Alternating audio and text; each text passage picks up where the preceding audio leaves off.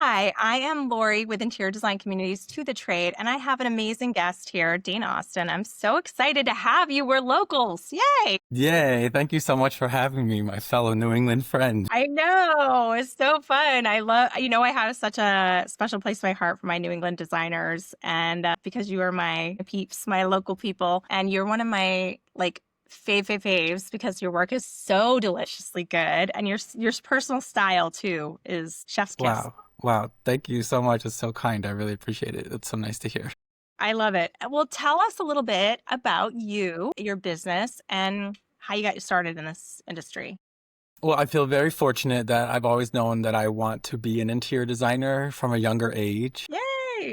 I moved in with my grandparents around the age of 6 when we were between homes, and I got to live there, I think, close to a year while we were still trying to find something. And they just had a very beautiful home. It was well designed, well appointed. They traveled a lot. They had cocktail parties and they loved to entertain, and they were so stylish and gracious, and they're very welcoming and warm and friendly. And I just wanted to live like they did. And I remember like flipping through the magazines that were on the cocktail table and seeing these beautiful homes and dwelling magazines and wanting to live like that. And so that implanted in me from a very young age. I knew that I wanted to get into interior design, and I followed that path through high school. I was at the library researching interior design as a career. I thought it was a great career because you're being creative, doing something you love, traveling, meeting new people, never doing the same thing twice, and you can make a decent living doing it. So something that I always wanted. I have heard this story a lot from designers, but usually it comes from a relative that was a designer or business owner kind of situation where, creative kind of met with the business world. And I love people. I think it's so interesting when someone knows what they want to do. I did never had a clue what I wanted to do when I was a kid at all. I was just like boys and hanging out with my friends. That's all I wanted to do. Well, I still had many different jobs throughout my career and throughout my school. I was going to school for interior design. It took me 10 years to get 2 degrees, though. And I was working my way through school for a lot of it. And I worked in retail and fashion and hospitality and food and beverage. And so I really learned about quality and hand of fabrics through working in retail and fashion and styling. And I learned about customer service and client service through the hospitality industry.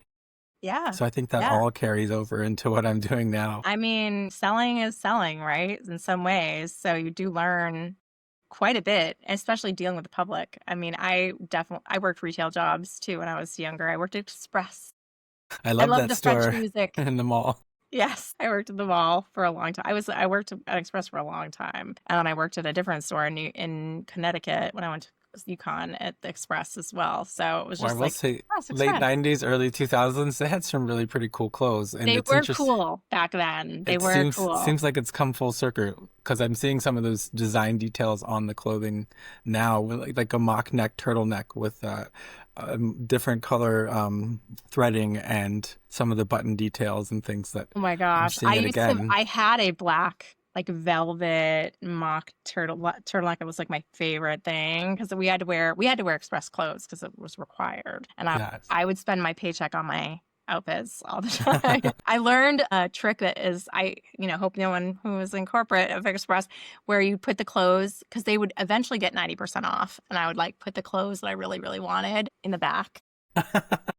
And then when it went on sale, I'd be like, put it back in the 90% rack. And I'm like, yep, that's That's funny. mine. Sneaky. I was sneaky back then. So tell me a little bit about how it came to be that knowing what you want to do and then actually taking the 10 years to get your education to do it. That's real serious dedication. How did you maintain that? You didn't have a time when you were like, this, I don't know that I really want to do this. And I mean, a lot of people change what they want to do in their life. You didn't do that, huh? No, I was fortunate in the sense that I did start locally in Annapolis, Maryland, where I grew up to go to school there before transferring into the Corcoran College of Art and Design and as part of George Washington University in Washington, D.C. And I I was able to secure a job at a design firm in Georgetown in my early 20s, and they were very flexible with me going to school and give me the time off as needed. I was able to work part-time and go to school part-time, or work full-time and go to school part-time, and vice versa. At some points I took time off from work to go to school full-time, and whatever I had to do to get there, it was just super important to me. And I always wanted to go for the best degree that I could at the best school that I could afford, and figure out how to make that work. And I wanted to be in a big city like DC, or, if it wasn't New York or Chicago or LA or Miami or Atlanta, then DC made sense. So, Yeah. and They have a great community too. I mean, I think the DC group is excellent. Still to this day, absolutely, I I love agree. them. I think that they're really, really Mary Douglas Drysdale. Like, there's so many good designers in that area that are just, I could think of 20 off the top of my head and they're just, there's some areas in the country that have really welcoming group of designers, and Right. there are some places that don't. And Yes. DC is one of them, I think, does, which is I agree. really exciting. As does New England and Yeah, Boston area. Boston There does is such too. a huge tight knit group here, and very warm, very welcoming. And because it's sort of all lumped together as New England, you have people from all over, and there are so many great magazines. I think we have 5 or 6 wonderful dwelling magazines, and then you also have IFDA, ASID, ICAA, and several more. I think IDS. IDS too, it just has a Yes. new chapter there too. And you getting people from Maine, Rhode Island, Connecticut, New Massachusetts, New Hampshire. Yeah, Hampshire. They for all sure. come to the events as they can. I mean, there's also a group called the Boston Salonistas, if you've researched them. And it's a women's group. That's actually how you came to come to this interview, was Oh, your really? PR person is in that group. And Oh, she wow. talked to me when I was That's speaking at their interesting. group. Yeah. Cheryl, yes. Okay, that's interesting. We had a phone call yesterday, and she said, "Did you ever connect with Lori?" And I Yeah. said, You're "Well, like, I we are did. actually interviewing this week." Yes. Yeah, she is fantastic. We had a great conversation, but that group in general, it's women. It's a women's group, and I wouldn't say they're all designers. Some of them are creatives in other fields, but they get together. They have free talks on, different topics every time. We did one on marketing versus PR, like what that looks like. Oh, yes. Jocelyn Hutt, who also is in the group, she's in Boston area too. She runs a boutique PR agency called the Hutt Group, and she mostly works with brands. So she's not selling anything, but she's there to talk to designers about what, PR really is and what marketing really is. I was there to talk about what marketing really is. And so we had a really great conversation. We had a great conversation about, how we can work together on those things, because I think designers often, marketing comes last sometimes. It's just one of those things. And I don't sell marketing to designers either. So they were so excited that there were two of us there sharing information, and neither one of us is trying to sell anything to anybody there. We're just there to help them, and they loved it.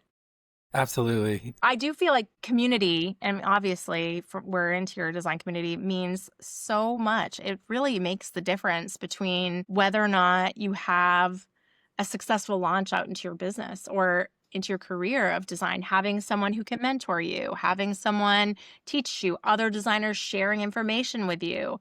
It's so necessary to build a Hmm. business. I mean, I was doing a talk at High Point I think it's 2 markets ago, and we had a talk about design fees. And one of the designers, awesome, vulnerable, raised her hand and was like, what's the minimum fee? Because she's like, I'm charging $50 an hour. And the whole room was like, it was just Yeah, that so does. like, It's no, not helpful for our no, industry, but maybe they yeah, just don't know. no, they don't know. Yeah. I mean, that is one major hole in our industry, is that there isn't really a standard, which is in some ways good, because there's different, I mean, it's so a la carte and so specific to the client and the area and the home and all of the products you're going to be buying. But there should be some minimums, I feel like, to keep, I think personally, my opinion is that the United States, it should be no less than $100 an hour, no less than that, no matter where you are in the I country, agree. Yes. you know? I will say there are averages, and I am in the Design Leadership Network and the Leaders of Design Council. And the more that we open up to each other and you're talking to people across the country, I will say that you generally tend to hear averages for hourly rates. Yeah. Yeah. And people who are more established in their careers in the industry, you're probably hearing 350 250. an Yeah. I hour. would say 250 to 300 is when Yeah. you're, 10-year in, you're established, you're Yes. doing good things, maybe even 15 years in. But you do have to, some of it is dependent on location too. I mean, Right. sometimes you're in the middle of nowhere, Arkansas, and, you have to do what the market will bear in that area. I've even had students come to me in middle America who I'm like, maybe you should, if you can, like start out at Home Depot. I know that's hard, that's terrible, but at least space planning and kitchen and bath can get you to be able to learn what you need to learn so that you can go into that, because everybody needs kitchen and bath. That's a good way Yes. to, like, if you're in middle America making a living as a designer, you're going to have some people that need full home design, but it's a good lead in. You're going to keep busy if you can do some kitchen and bath work. Yes. And well, speaking of community too, I do think that because we have these organizations and you'll have local chapters and others that you can join online for more. If you're in more rural areas, there are groups you can join online and coaching groups, and Yes. that helps to have people to run ideas by and to learn from, to share. Your strength might be my weakness or vice versa. So Yeah. I think it's super helpful to get involved with those organizations, like we mentioned earlier, ASID, IFDA, IDS, ICAA, And because interior design community. yes, and interior design community for sure. When you get involved, you're giving back to the community. You can volunteer to become a person on the planning committee or the gala committee or do the award shows, and you might end up being able to get onto the board. And just getting yourself established, putting your name out there, people start to know who you are and what you're about when you're giving of your time in those organizations. Yeah. And it's not just about what can they do for you, but what can you do for them. I think Sure. that was super helpful coming from DC after 10 years and moving to Boston, where I've now been since 2012. I joined those organizations when I moved here, and I started going to the events and the magazine events and the launches, and I worked my way through building relationships through those organizations. And I'm so grateful that they exist, and I'm still a member to several of them. I can't do them all at one time. You can only Sure. give so much. I think it's important to maybe focus on two at a time or so. Right. Maybe one is your home base, but another you're still involved with. But Yeah. I And make sure when you're doing that too, if you're going to them, because I know from many, many conversations with designers around the country, if you go to one of the meetings and it's not your group of people, find another group of people, Mhm. network somewhere, have some in-person conversation. Sometimes it's not even within our industry too, like networking with young professionals groups or, the real estate agents or builders or Yes. whatever you can help you also build connections and build, relationships and collaborators, and sometimes work friendships and those kinds of things because it can be kind of isolating in the I would world. recommend going 2 to 3 times as well. Don't let one time be Yeah. Yeah. the one time that you decide, oh, this isn't for me, because Yes. perhaps you met with someone and it wasn't their best day, or that, they Yeah, were a yeah. little grouchy, but then you're taking that negative energy and thinking I'm the whole never group's good that way. day one either. So, I need to warm up. I'm a New England people in general. We're not quick to warm up. I know that people probably don't think that of me because I'm online all the time, but it takes me a minute. Like, it takes me a minute to warm up to people because that's like a New England sensibility thing. So there's like a guard a little bit when I first meet someone, and then I warm up over time. yes, That is shortened if I know you online. yes. I'm like, we're best friends immediately. But Well, every time I go to one of those events, I always meet someone, even if I didn't have the energy, if I was potentially having a long day or client meetings or presentations or a site visit. And if I just show up, I end up running into someone and having a conversation that then I run into them the next time. It's like, oh, I really enjoy chatting with you. Let's get coffee or let's get together. How about a studio visit? And then I've built this beautiful family of friends over time that is so supportive. And so many of them are in the industry because I sort of made that my life. And because now we're all sort of hanging out together in all these different magazine events and organization events, and we're all friends and we're all cheering each other on. And then someone new enters the fold and they sort of Oh, get taken under our wing and held up because we all start somewhere. And I wouldn't be where I am today were it not for so many people in my life giving me an opportunity when I needed it most and believing in me. yeah. And then I love to pay that forward as well.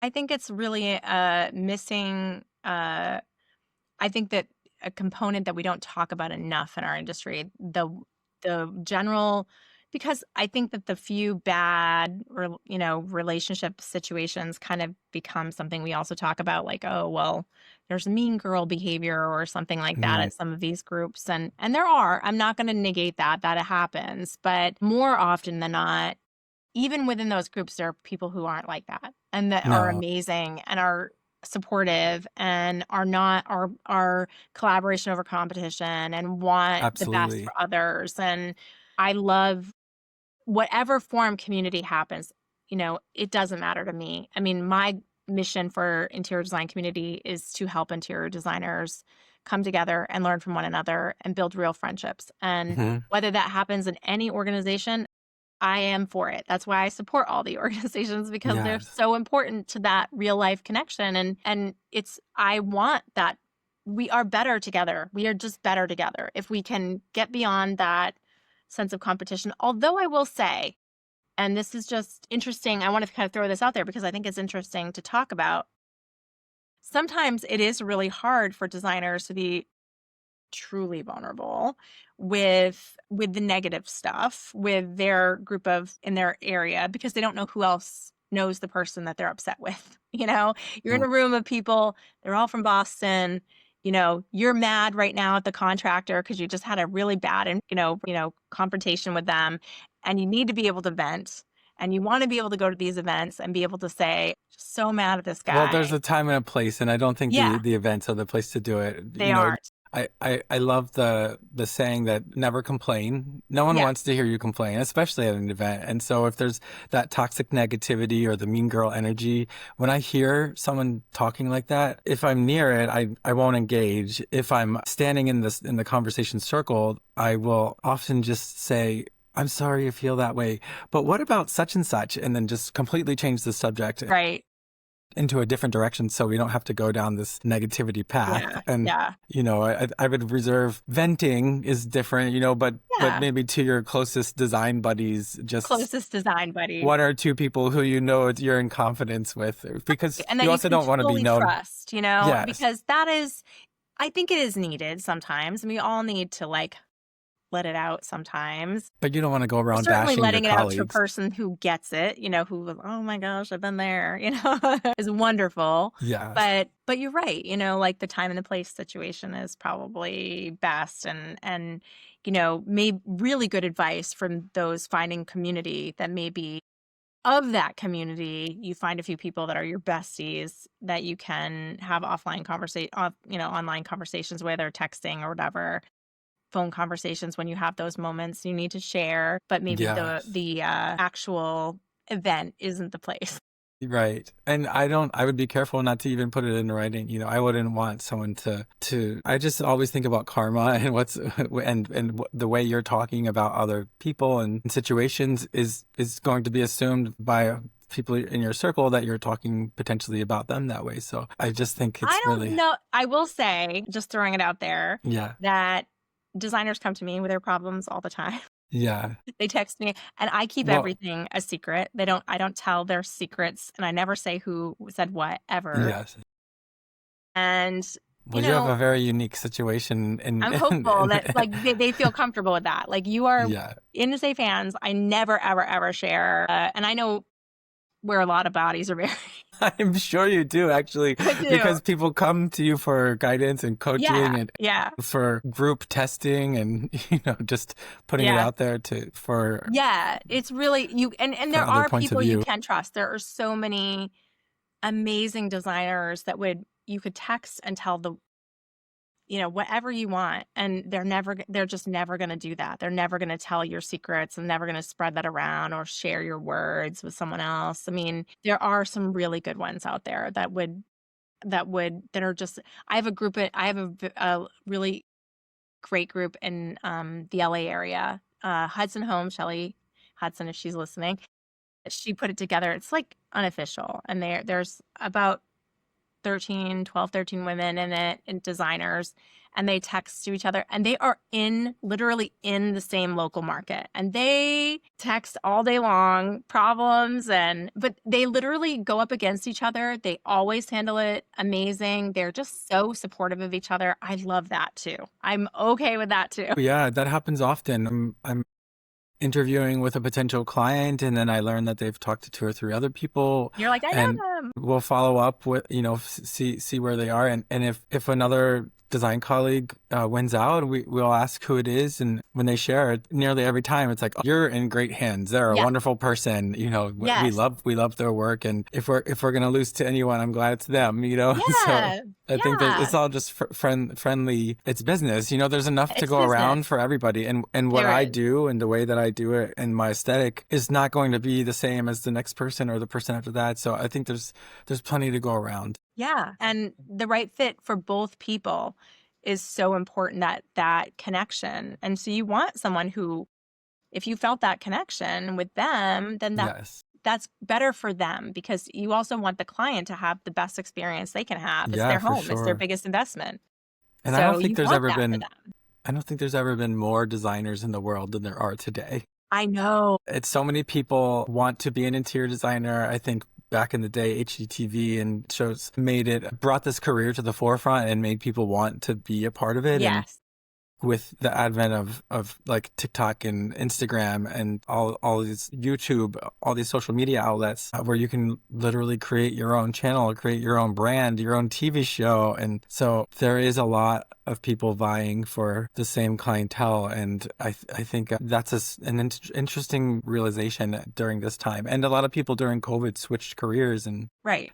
got out of that office job and into design or left the big firms they were with for years and started their own firms. And It is a there's really just strange moment in the world of design. And I have to wonder if we're going to have kind of a culling of that at some point, because there is only so much business to go around. Although projections for 2026 are really good as far as remodeling is concerned, and design is people want to definitely get an on with their area of lives. growth. Many brands see designers as a good way to get more business. And I believe, there's been so much value engineering happening in the furniture world and in the product world that I think even consumers, homeowners are wary. I think designers are really the only path to really good product. And I even think that designers can do more in sales in their local area for product, because you're thinking about like Restoration Hardware and some of these big brands who value engineered product lines for so long. The quality has been lacking. Yeah, we And never use any of those brick and mortar no, stores, the top no, ones that never. everyone would know. That we don't Right, shop at those places. And if right. that's what you want, then we're not the firm Well, for you. typically the everyday consumer doesn't know the brands we buy. Right. They only know the top 6 that Yes, are mass marketing, and then everything right. kind of starts to look the same, and then they think they But want oatmeal. if you think about mass marketing, you're thinking like, okay, money is being spent on the marketing. That's money that's coming out of the product. Just so you know that. Like that's, if you've seen their commercials, chances are they value engineer the product line too, because they are spending more money on marketing than they are on the product line. You could potentially buy like a $10,000 sofa that only is $500 worth of product, or you could buy a $10,000 sofa that has $8,000 worth of product, engineering into I it. have this personal rule not to buy anything that's in a commercial or on a billboard. Ooh, I love that. That is so fantastic. I love that because I think that that's where, I think that clients don't realize that that's the filter that designers are going through is like, where's that value engineering happening? Like things become very popular. There's a lot of marketing behind it. And then all of a sudden it's like, how can we make this cheaper and cheaper and cheaper and cheaper? And you're making real sacrifices when that happens. I mean, the quality of everything you don't see goes down. So if it's a sofa, it could be the base wood is small, they're like tacking things together, or it's a cheaper wood. The springs or the metal pieces are cheaper and cheaper. And as you value engineer that, it gets more and more toxic, more and more ugly. No. Like rip it apart and see the inside. You're going to be, some of it's got cardboard. I know I've heard some horror stories about Yeah. people thinking they could cut a wood table down that came from one of those stores and there was cardboard inside of it. Yeah. They were going to refinish the edges, but didn't work out. So No. much Or of what it's we not do. made with wood at all. It looks like wood, but it's like, you can't put stripper on it and strip Right. the veneer off because it's all, glued Well, together stuff. when people are hiring us, we often express that two of your biggest investments are going to be custom upholstery and custom window treatments, because those are the things that you touch and use every day, and Yes. nothing makes a space feel more finished, and you want to be comfortable wherever you're laying, lounging, or sitting. So we always express that you're going to invest good quality money into your Yeah. bed, your club chairs, your sofa, your dining chairs. These are things that you're using and entertaining or resting And and even your relaxing. cabinetry handles, like things you would not Yes. believe how horrible it is to touch like I mean, I know for handle. sure. Cool. That's actually Ugh. one of the things that I often point out is if you even just update, if you end up in a home that might be builder grade or people cut corners, if you're not doing a renovation or construction and that's what you bought, then at least get solid core doors and invest in really good hardware, because the touch, the feel, the weight of that is going to make such a difference. It does. And then you can make great improvements with lighting and the custom upholstery and window treatments as well. I love that you think that, because now I have a great question for you. What that? do you think that if you could wave a magic wand and every consumer out there would know something to be true that you're saying right now, what would that be? Because what do you think is that big thing that you just wish you went into every client and they knew it and they accepted it as fact right away? That comfort is key. That comfort is the ultimate luxury. And in order to get that, you are investing in quality furniture. And Yes. a lot of time that is made to order or custom made for you. It's bespoke. Yes. So if you're purchasing a $10, $15, $20,000 sofa, when something gets worn over time, you can just recover it, reupholster it, and it's more easily fixed. But if you purchase a sofa from one of those brick and mortar stores, it might not have reversible cushions or it might not have detached cushions, and there's a snag or something. You have to basically get rid of it. It's not worth recovering. And Yeah. so then you're buying another one in 3 to 5 years, oftentimes, because they don't last much longer than that. And you're paying twice the price for what you could have had, a single sofa for $10, $12, $15,000. It's so amazing to me. So Shannon Gem was on our podcast, and she's a designer out in California, and she was talking about what she considers like her designer filter. Like there might be 10,000 different sofa brands out there, but there might be only 30 that she would consider selling to clients, because Right.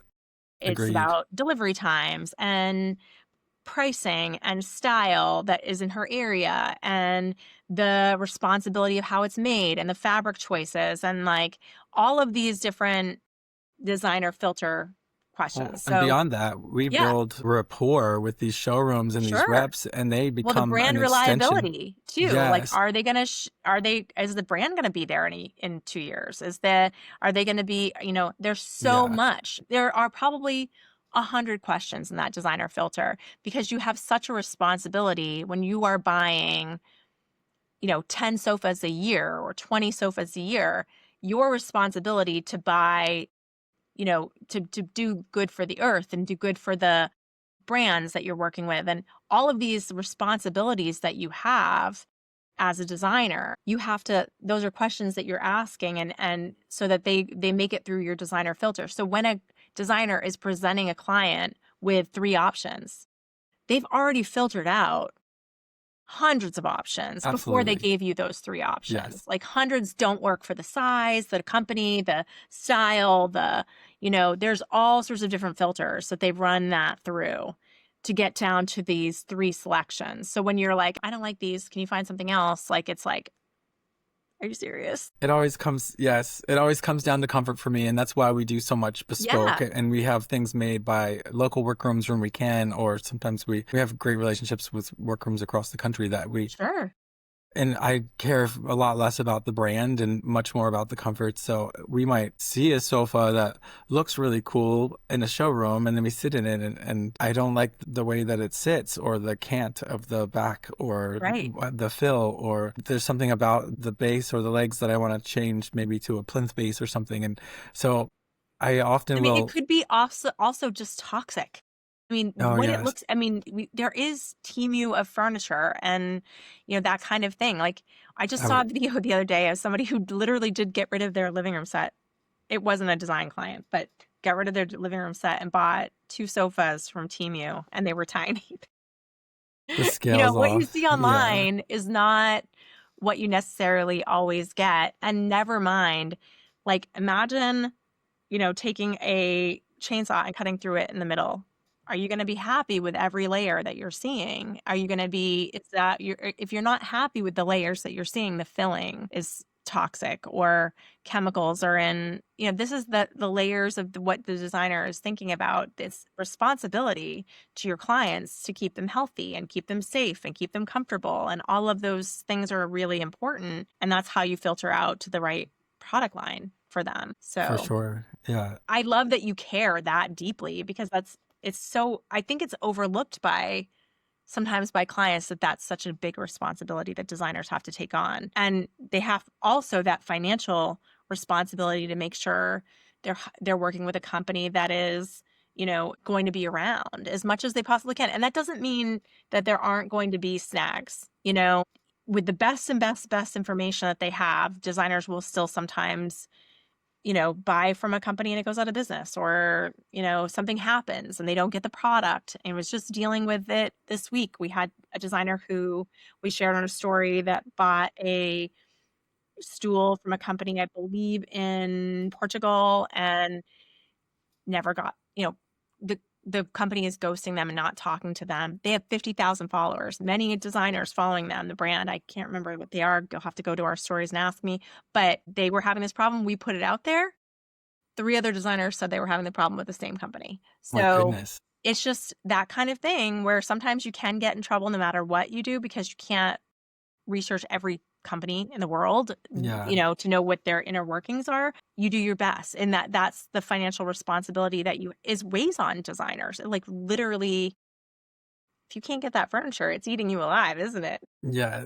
Well, when I moved to Boston in 2012, went around to all the different showrooms, and I read all of the magazines, flipping through the pages, see who's who are the photographers everybody is using, who are the people writing the stories, Smart, smart. who are the designers that are making waves in the area, and then you get to know who are the people at the showroom, at the design center, and in the showrooms that are really giving back to the community. And there was one person who had one of the most high-end showrooms at the design center at the time, and he kind of I used to joke that he was the Don of the design center, but he took me under his wing and would just give me good advice, or point me in the right direction, or tell me who to work with in terms of photographers, or who to pitch my story to. And one of the things that he had said over time was just work with a couple of great brands, and that way you're giving all of your business to them for the most part. And when something does go wrong,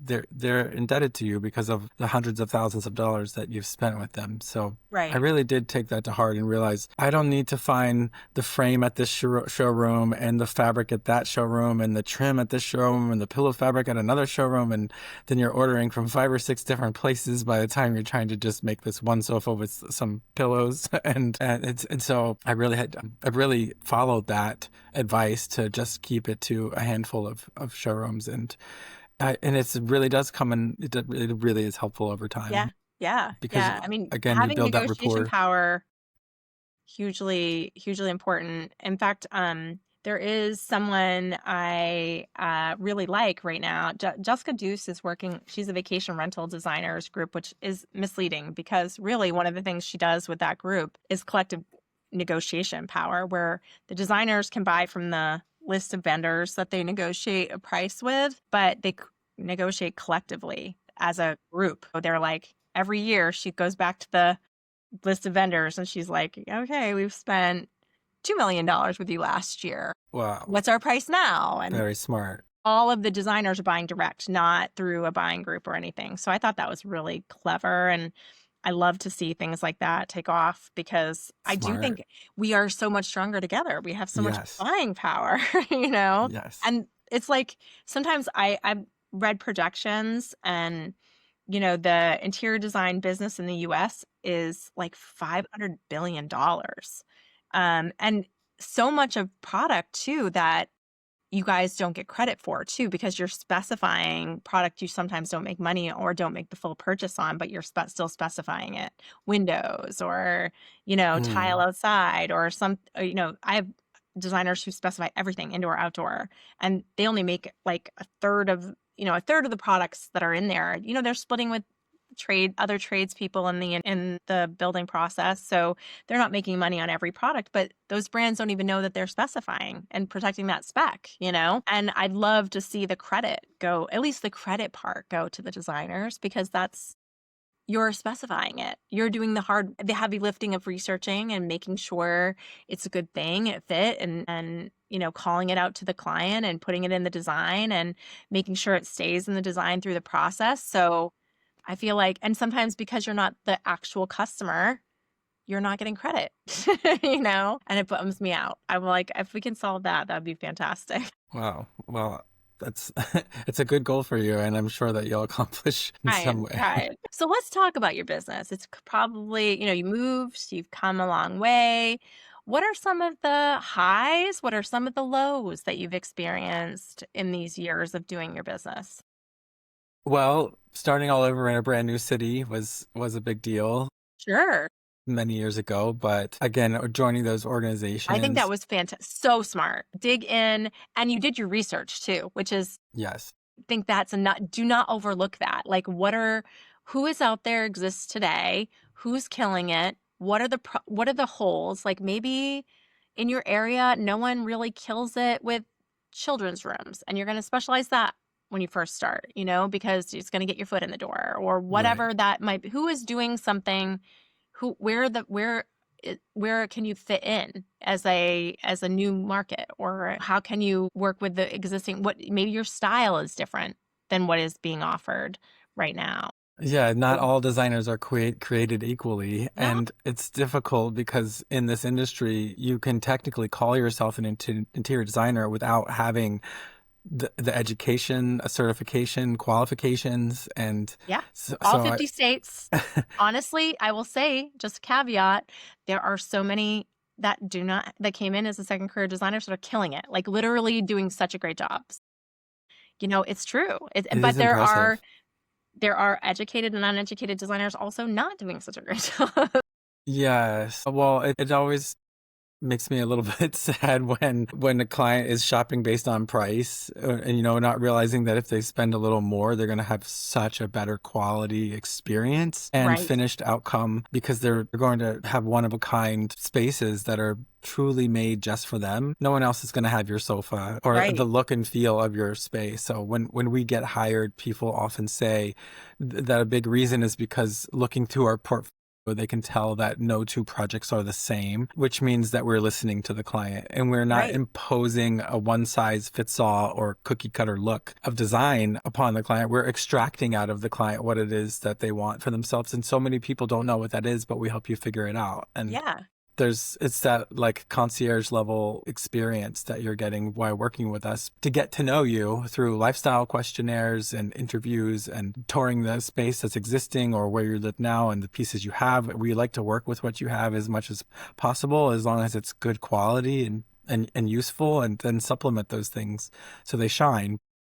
Just to be able to have that creativity, that artistry, and that concierge level service, it goes far and above what I think some people are able to provide. And I've heard that people will look through a portfolio and say, okay, well, I get it. Like, okay, my house is going to be blue and white and gray. And that sofa, that track arm sofa seems to make an appearance in every room. So, and then the design all starts to look like it could be the same house from one portfolio to the next. And, Right. it could feel very vanilla and there's not a lot of artistry or creativity behind it. And Well, also, I like, think that's those why you things hire tend us. to date as well. So, I mean, when it's all one look, and usually that's Yes. the trend of looks. And that's I love the designers who are more innovative because they are, really future proofing the house for their client too. If it doesn't look like everyone else's, it's not dated as Yes, well, totally. and that's a huge investment. I mean, this is such a huge investment for your home. So if you're not dating it, if you're not putting it in an era of a trend, then it hasn't longevity, it's of that investment.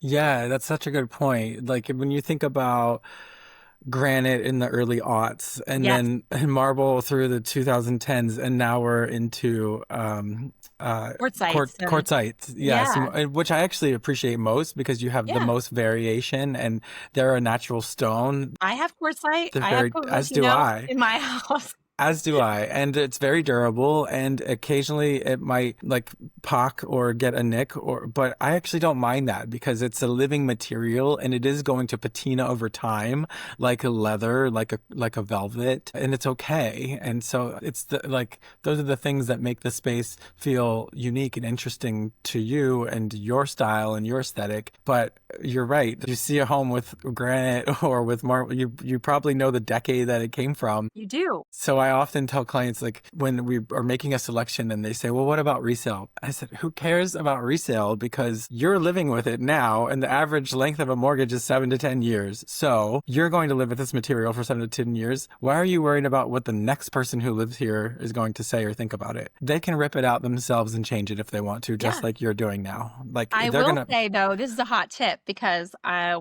while ago I was on Instagram. Do you know that Bethany Frankel thing that happened where AD did her house and the designers didn't love it? It was very vanilla, you know. I think And I there heard about it, but It was pretty. It was pretty. And she did a rebuttal to all of the criticism, basically saying, I've never lost money on a house. I make $3 million, $2 million every house. And I look at it as an investment. And I was like, if Bethany Frankel can do it, so can our designers. And I encourage designers to make an Excel spreadsheet of their clients' homes and like the date that they started on the project and what that house is worth now. You can literally run this through ChatGPT. I guarantee you, like, Mhm. your clients, you can put, these are the addresses. This is the dates that I started the projects.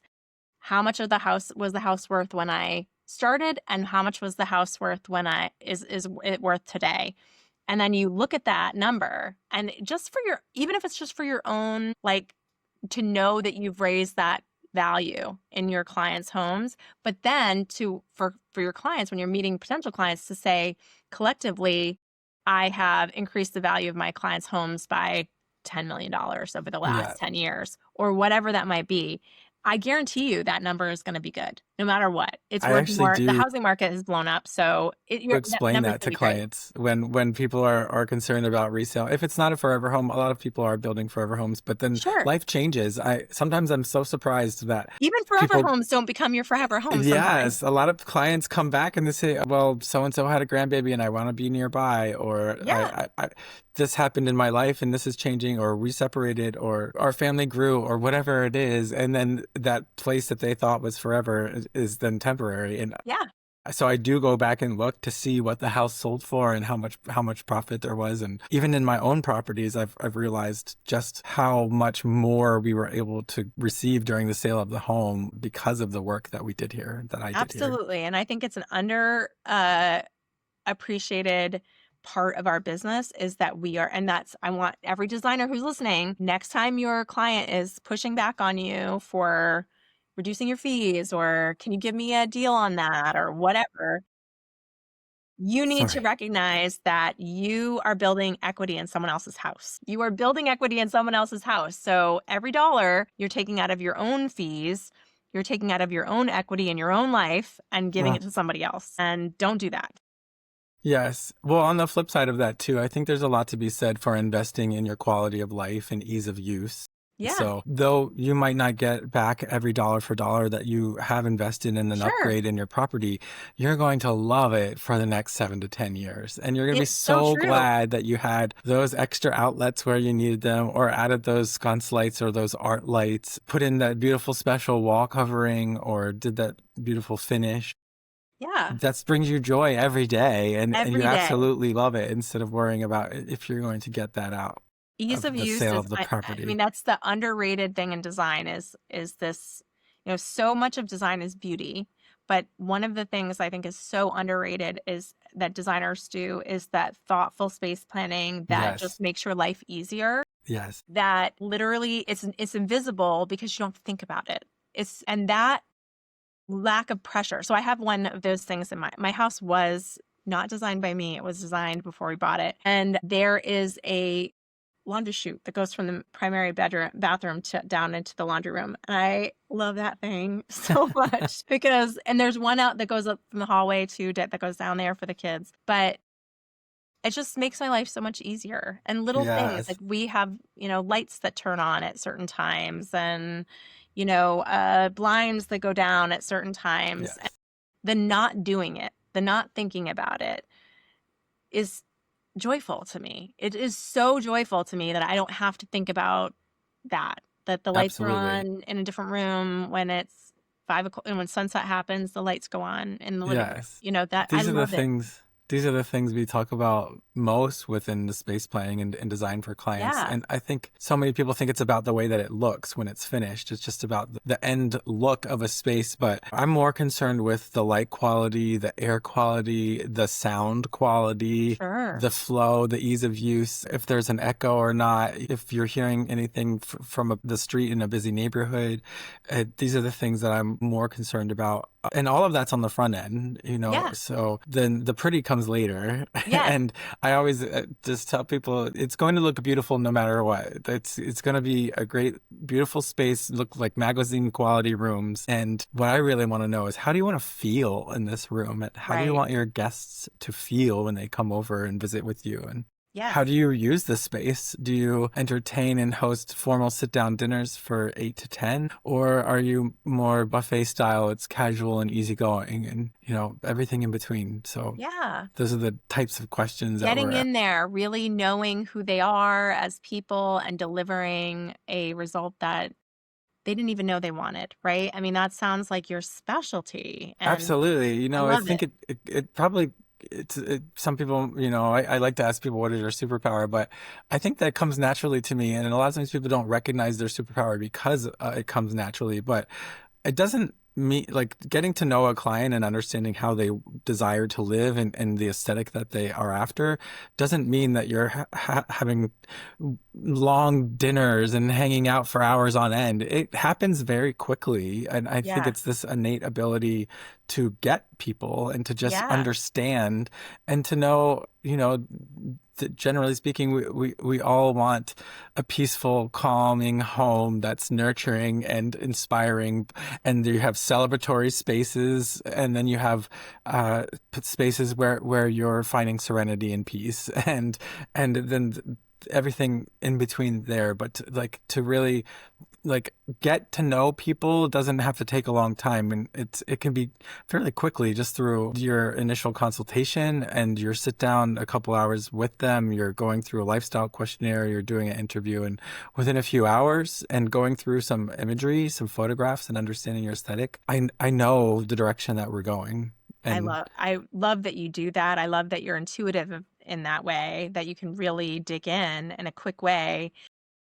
Do you think that's that's the people pleaser? That part of it is in there too? Like, but that's the good part of that people pleaser thing, that you can intuitively I think so, yeah, because understand people. I know what people want and I know how they Yeah. want to live. And generally, people are on a similar path. It's always a journey that we go on together. I explain, I don't, I don't know where we're going to end up, but we're going to go on a journey together, and I'm going to hold your hand all the way through this as your trusted advisor and design guide to help you make the right choices and the best decisions every step of the way.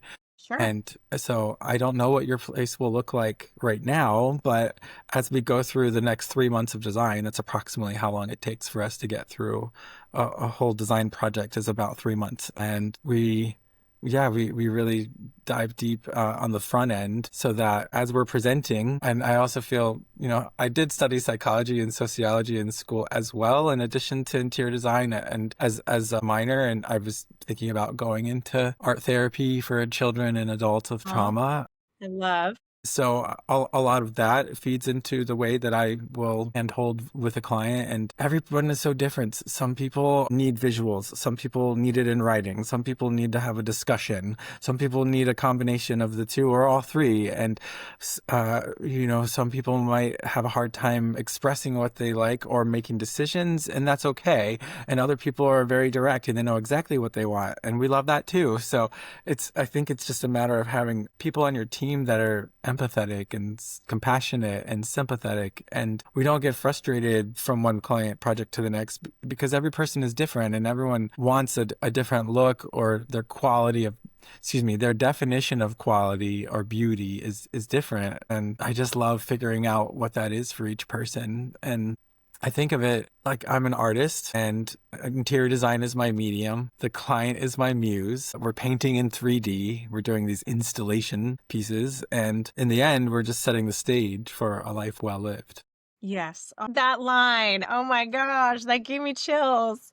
We're going to end with that one, because we can't top that, and you are an artist. I encourage you all to go to Dane Austin's website, check him out, go onto Instagram and follow him, because what a lovely person. I'm so glad you came and talked to us and shared a little bit about who you are and what you do in design and how you bring you to the projects that you work on.